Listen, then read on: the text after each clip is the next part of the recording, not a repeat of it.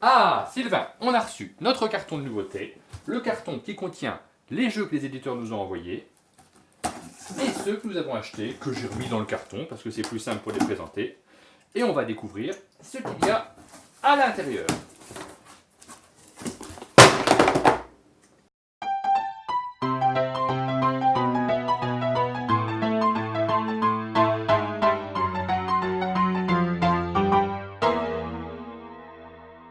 Donc du coup, on a un peu vu ce que tu as fait tomber, mais qu'est-ce que tu as de beau alors? Je les ai remis dans le carton. Ouais, C'est faut- mieux de les sortir du carton quand même. Ouais. Donc, on a Corinthe. Ah, Corinthe, c'est un petit jeu de dés signé Sébastien Pochon. c'est ça. Alors c'est un roll and write. Donc ce principe de jeu où tu jettes des dés et ensuite on a tous des petites feuilles sur lesquelles on va devoir cocher différentes cases. Des petites feuilles, Voilà, donc il y a de quoi faire pas mal de les parties. différentes cases, Alors je vais peut-être en mettre une en zoom si c'est possible. Les dés. Bon, les dés on va pas les zoomer parce que c'est des dés. c'est des dés. Et donc la première originalité du jeu, c'est qu'on a une mécanique, voilà, sur ce petit plateau-là, qui est reprise sur un autre jeu de Sébastien Pochon qui s'appelle Sur Ispahan. Ispahan, voilà. c'est un jeu qui a eu un gros succès lors de sa sortie. J'ai pas du tout l'année en tête, mais il était sélectionné au Spiel des Jahres. D'accord. Il a failli gagner. Malheureusement, il n'a pas remporté le prix. De mémoire, je crois que c'est Zoloreto ou Coloreto qui a gagné cette année-là. Ah, je te fais confiance. L'un des deux. Il me semble que c'est Coloreto. Alors, comment ça marche? Du coup, on va reprendre déjà cette mécanique, c'est très simple. On lance 9 dés. On peut également ajouter des dés supplémentaires en payant des pièces d'or. On lance les dés. Hop, je ne sais pas si on voit grand-chose. Les plus hautes valeurs, on va les placer tout en haut du plateau. Et ensuite, toutes les autres valeurs, on va les placer par ordre croissant dans les différentes cases. Et en fait, ces différentes cases, ça va être des actions que les joueurs vont pouvoir faire. Ça veut dire que si moi j'avais 2 dés de valeur 6 qui étaient posés là-haut, je décide de les prendre, ça fait que je vais gagner 2 ors. Donc, Et chaque joueur va, à son tour, faire une action. choisir un paquet de dés. Exact. Et donc les différentes actions, j'ai mis en zoom ici la fiche. feuille, la fiche, voilà. Si par exemple je gagne des pièces d'or, il suffira d'entourer les pièces d'or, et ensuite quand on utilisera les pièces d'or, on coche.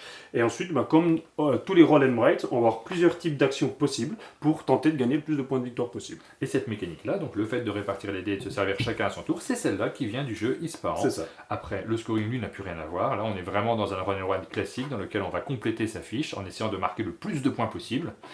Évidemment, ça va dépendre énormément des lancers de dés. Malgré tout, il y a quand même quelques petits systèmes qui sont assez ingénieux, je trouve, pour un roll and write. Remplir des cases, comme on l'a du côté gauche de Ça, la c'est feuille, classique. c'est hyper classique. Il faut essayer d'avoir suffisamment de dés pour marquer le plus de points possible. Par contre, le petit chemin à droite, il est assez original. Ouais. Et ensuite, la dernière petite originalité, c'est qu'on a la possibilité ici, en dépensant des chèvres et de l'or, de construire des bâtiments. Soit des bâtiments qui vont nous donner des avantages tout du long de la partie, ou alors un bâtiment qui nous donnera des points de victoire en fin de partie. Et on continue avec un petit jeu de cartes, un jeu de cartes publié par Gigamic, je crois que c'est une réédition. C'est Catan City. C'est ça. Il arrive enfin en français. Ok, donc Catan City, c'est un jeu de cartes assez simple, dans lequel on va avoir 8 familles de 15 cartes. Donc pour commencer une partie, on va prendre sur ces 8 familles seulement 5 familles de 15 cartes. Ça permet une rejouabilité. Ensuite, on va créer, donc cela pour la mise en place, on va mélanger toutes ces cartes-là, et on va créer un marché de 7 cartes, dans lequel on va répartir les différentes familles. Voilà, Voilà. on les met ensemble par famille. type d'animaux, parce que ce sont des animaux aussi, ce sont Voilà, des c'est petits des chats. chats, oui. Catan, oui, exactement. Et ensuite, le jeu est très simple. À ton tour, tu as le choix entre 2 actions. Première action, prendre au marché une ou plusieurs cartes d'une même famille. Tu n'as pas Pas le la droit de même sorte. prendre 2 familles. Par contre, tu peux prendre 3 cartes d'une même famille. Ça, c'est la première action. On les rajoute à sa main. Exactement, sachant que la limite de cartes est de 10 en main. La deuxième action possible, c'est tout simplement de jouer une des cartes ou plusieurs des cartes qu'on a en main. Et pourquoi je dis que le jeu est très simple, c'est que toutes les actions sont notées sur les cartes. Je vous ai dit qu'au début du jeu, on mettait 5 familles. Ça veut dire que dans une partie, il y aura 5 actions. Donc les actions, qu'est-ce que c'est? C'est des actions qui vont nous permettre soit de piocher des cartes, soit de gagner des points de victoire, parce que le but du jeu, c'est de gagner le plus de points de victoire. En fait, c'est une course aux points de victoire. Un exemple d'action que j'ai trouvé très sympa, je ne sais pas si on l'a, c'est le hacker. Je vais donner à un joueur, par exemple je vais choisir Martin, je vais lui donner entre 1 et 4 hackers. Il va les prendre. Je le mets en zoom. Vas-y. Continue à expliquer. Donc je lui donne entre 1 et 4 hackers, il les met dans son jeu, il mélange son jeu, et ensuite il va retirer au hasard 4 cartes. Pour chaque hacker que tu tireras, je gagnerai un point de victoire, et toutes les autres cartes que tu tireras qui ne seront pas des hackers, je les prendrai dans ma main. Donc voilà, il y a pas mal de petits effets comme ça, Ouais. qui vont changer en plus parce qu'ils interagissent les uns par rapport aux autres. Au début de la partie, il faut analyser les 5 qui sont en présence pour savoir lesquels on va jouer, lesquels on va essayer de favoriser. Et puis, malgré tout, c'est un jeu de cartes, il y a beaucoup de hasard, il faut donc s'adapter au tirage. On ne maîtrise pas tout, donc on essaie toujours de faire les actions qui sont les plus efficaces. Ouais. C'est assez simple, c'est plutôt sympathique. C'est sympa, et là où c'est malin, c'est que vu qu'il n'y a que 5 familles, malgré tout, même s'il y a du hasard, moi je vais rapidement voir les cartes que Martin il prend au marché, donc je vais savoir rapidement quel type d'action il peut faire. Par exemple, si toi je sais qu'au marché tu as pris 3 hackers, moi j'ai tout intérêt à te faire l'action hacker, parce que en plus des cartes que je vais te donner, je sais que dans ton jeu tu en as d'autres, donc j'aurai d'autant plus de chances de devoir Mais ressortir une carte c'est de hacker. l'opportunisme. Bien Parce sûr. que malgré tout, si on n'a pas les bonnes cartes en main, on n'a pas les bonnes cartes en Ça main. reste, oui. Et c'est ce qui en fait un jeu relativement familial. C'est ça. Ah, voilà un plus gros jeu. Et je suis assez content de l'avoir bien calé dans le fond du carton parce qu'il serait tombé sur la table. J'aurais été assez déçu. Ouais, elle aurait eu mal la table. Oui, c'est Factory Funner. C'est ça. C'est la réédition de Factory Factory Fun, qui était donc un petit peu moins fun, en sachant que c'est pas un jeu très fun à la base. C'est ça. Vous allez comprendre tout de suite. C'est un jeu que j'ai kickstarté parce qu'il était rendu disponible de nouveau grâce à Kickstarter. C'est le type de jeu que les éditeurs hésitent à retirer. Et donc j'étais très content de le recevoir. Pour l'anecdote, le colis s'était perdu et j'avais oublié que j'avais fait le Kickstarter. Ah, c'était celui-là? C'était sur celui-là, D'accord. ouais. Donc il a fallu que j'écrive à l'auteur qui est également l'éditeur, Conny Van Morsel, qui me l'a renvoyé très, très sympathiquement. On peut lui faire confiance. Et donc c'est un jeu dans lequel on va construire sa petite usine personnelle. Tous les joueurs vont construire une usine personnelle en utilisant des tuyaux, en utilisant des générateurs d'énergie et des machines qui permettent de recevoir l'énergie. Donc on va les connecter avec les tuyaux et on va envoyer l'énergie au bon endroit. Le système du jeu est très simple. Au début du jeu, chaque joueur a 8 tuiles devant lui, face cachée.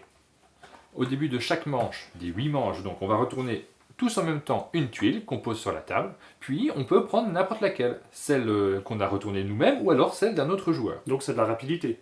Il y a de l'observation, il y a de la rapidité, il y a de l'analyse surtout, parce que Bien c'est sûr, pas ouais. forcément un jeu dans lequel il va falloir jouer extrêmement vite, puisqu'il y a un malus aussi à être le premier. Celui Ok, qui prend la première tuile va devoir payer un de plus que celui qui prend la dernière tuile. Et si tu prends une tuile qui finalement t'arrange pas forcément sur ton plateau, c'est pas forcément une bonne opération. Quand tout le monde a récupéré la tuile, chacun dans son petit coin va réorganiser son usine. Il pourra déplacer les tuiles qu'il a prises précédemment, mais ça coûte des sous. Il pourra prendre, comme il le souhaite, dans la réserve commune, des tuyaux pour connecter les tuiles et essayer de faire l'usine la plus fonctionnelle possible, celle qui marche le mieux, qui rapportera le plus de points de victoire. De points d'argent donc, puisque c'est le but. On fait ça 8 manches de suite. À chaque manche, on gagne des sous. Et à la fin de la partie, celui qui a le plus de sous l'emporte. Alors moi j'ai joué, mais j'ai joué la version solo parce qu'il faut savoir, et on va mettre directement le lien en dessous. On peut jouer, si vous avez envie de découvrir ce jeu, vous avez une version solo qui est jouable en ligne gratuitement. Ça vous permet de découvrir le jeu et voir si c'est un jeu qui vous plaît. Et donc moi je trouvais ça très bien, mais c'est vraiment un gros casse-tête. Comme tu disais, il faut vraiment optimiser son usine. Et moi je trouve l'idée très bonne. C'est vraiment le type de jeu où chacun construit son truc dans son coin. Et là-dessus, rien qu'en expliquant, vous allez voir rapidement si le jeu est pour vous Bien ou sûr. pas. Parce que si vous aimez avoir votre petit plateau individuel, si vous aimez faire votre petite construction, être satisfait d'avoir fait une usine qui fonctionne, ça risque de vous plaire. Un petit peu à la manière de Galaxy Trucker d'ailleurs, ce jeu dans lequel on construit Tu un crées ton vaisseau vaisseau, spatial. tu essaies d'optimiser au mieux. Chacun le fait dans son coin, avec un aspect de rapidité quand même dans Galaxy Trucker qu'il n'y aura pas ici. Quand on aime ce type de jeu, on s'y retrouve. Moi j'aime beaucoup, donc j'y ai pris énormément de plaisir, mais c'est clairement pas le type de jeu qui va plaire à tout le monde. C'est un coup de cœur personnel, c'est pas forcément un coup de cœur universel. Et on enchaîne avec un jeu de billes, Ah oui, un Tags. jeu de billes et de mots. et de mots surtout. En fait c'est un petit bac. C'est ça. C'est un petit bac qu'on a découvert il n'y a pas très longtemps, en fin 2018, il est sorti. Nous on y a joué seulement maintenant, donc on vous le présente maintenant. C'est un petit bac en modernisé et ergonomiquement, vous allez voir, le matériel est super bien et ça colle vraiment avec le jeu. Donc la partie petit bac déjà. Hop, pour ceux qui ne connaissent pas, on va avoir des cartes avec des lettres. On va avoir des cartes avec des thèmes. Par exemple, si je mets ça là, hop, comme ça pour la mise en place. Un meuble en H, t'as une idée déjà? Un hamster. Ok. Et donc, on va avoir toute une série de billes. Et ces billes valent des points qui sont variables en fonction de la couleur des couleur de billes. la tuile. La bille noire vaut 3 points, la bille bleue vaut 2 points, et les billes blanches valent 1 point. Dans le plateau, je vais vous le montrer un petit peu comme ça de face, on risque de tout faire tomber. Dans le plateau, on a d'un côté les lettres, et de l'autre côté, nous avons les thèmes. Et à l'intersection, on va remplir complètement la grille, on ne le fait pas là parce que ça prend un petit peu de temps, mais on va remplir complètement la grille de billes.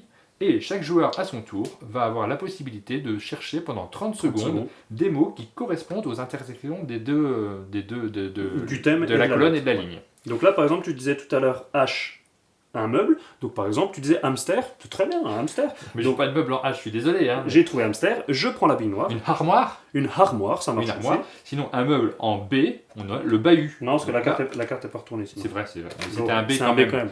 Donc on a le bahut. On gagne 3 points si on trouve le mot. On n'a que 30 secondes pour faire le plus de thèmes et de mots qui correspondent, exactement comme dans le petit bac, à l'intersection d'une lettre et d'un thème. Et là où c'est sympa, c'est qu'une fois que j'ai fini mes 30 secondes, directement, c'est Martin qui enchaîne avec ses 30 secondes, avec donc les billes qui restent une fois qu'il a fini ses 30 secondes, le joueur suivant, etc., etc. À partir du moment où plus aucun joueur n'arrive à trouver, on arrête la manche et on compte les points. Les points, c'est à la fois les billes, mais également les cartes thèmes sur lesquelles il y a des points qui sont donnés. On les remporte tout simplement quand un joueur permet d'enlever la dernière bille d'une ligne du thème correspondant. Donc c'est un petit bac extrêmement classique, puisqu'on cherche des mots en fonction d'une lettre et d'un thème. Mais d'une part, il y a ce côté collectif, on joue tous ensemble, qui est très sympa, qui est un peu plus rythmé que le petit bac traditionnel sur lequel on joue sur une feuille. Et ce système de points qui est assez malin, parce qu'on va chercher en priorité les mots qui rapportent le plus de points, parfois en se bloquant sur des trucs compliqués, alors qu'il y aurait meilleur temps d'aller chercher des choses plus simples, mais qui rapportent moins de points. Alors tu vois, moi c'est clairement ça. Autant un jeu comme Give Me Five, où c'est vraiment de l'association d'idées, il faut être rapide, j'arrive à être efficace. Sur celui-là, j'ai l'impression que mon cerveau, il veut tout chercher en même temps, et du coup, je me rends compte que les 30 secondes sont passées et que j'ai trouvé un mot. Mais c'est très, très rigolo. On est en train de vous présenter un petit bac, c'est super classique comme type de jeu, c'est pas du tout original, il n'y a rien de fantastique, mais on aime bien en fait. Moi j'aime bien les petits bacs, ça reste un principe de jeu qui pour moi est indémodable, donc Tax, j'ai vraiment bien aimé et je pense que je vais rejouer une série de fois. Ah bah voilà un petit jeu fun pour terminer, Medieval Pong, un petit jeu de Ravensburger, c'est ça, dans lequel on doit jeter des boules de ping-pong, des balles de ping-pong. Des boules de ping-pong. Des boules de ping-pong. Des billes de ping-pong. À l'intérieur de gobelets en plastique. Alors ça vous dira peut-être quelque chose parce que c'est un jeu qui est inspiré du beer pong en fait. Ce jeu qui consistait à lancer une bille de ping-pong dans un gobelet et donc le joueur ensuite buvait la bière. Donc ça a été fait dans les facultés américaines notamment. Donc là... non mais vraiment. Notamment. Oui, notamment. Pas que. Oui, ça s'est fait un peu partout. Mais à la base, je crois que ça vient de là-bas. Mais oui. Et ensuite, Ravensburger s'est dit, tiens, on va en faire un petit jeu fun, rigolo, sans bière. Après, vous faites comme vous voulez. Ah non. Dans lequel... Après les jetons que tu mets à l'intérieur des gobelets, ça va être tout mouillé, ce sera pas bien. Puis ça s'appellerait Medieval Beer Pong. Dans lequel on va remplacer la bière par des... Jetons avec des pouvoirs spéciaux. Par exemple, on a ici la princesse. Donc comment ça marche ? Au début de la partie, chaque joueur va faire devant lui un carré de 3 gobelets par 3 gobelets.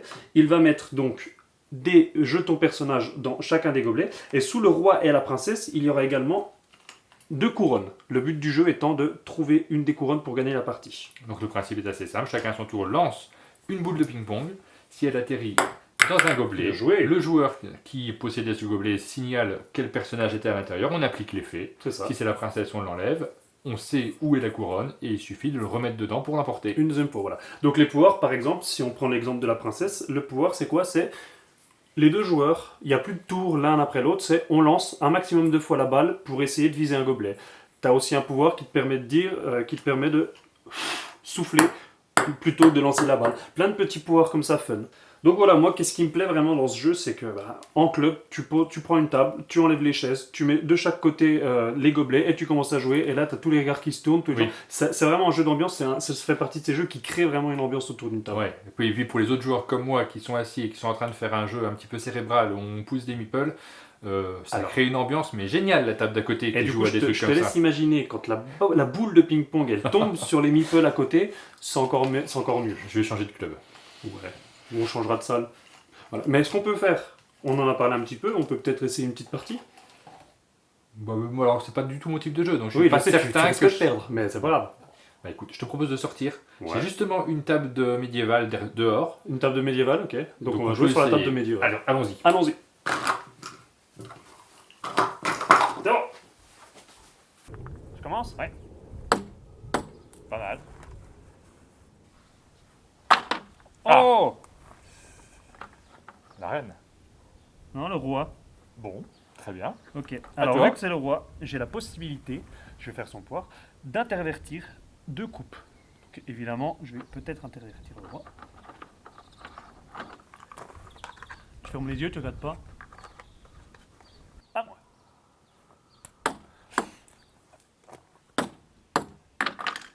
Oh.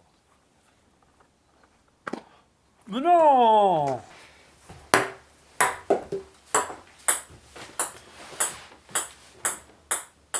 Oui, t'as gagné, bravo.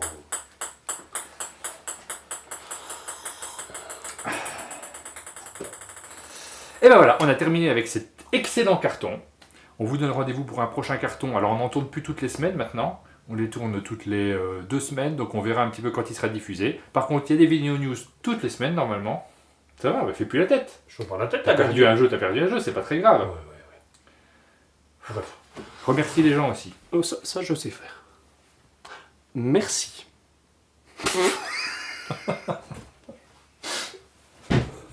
Non.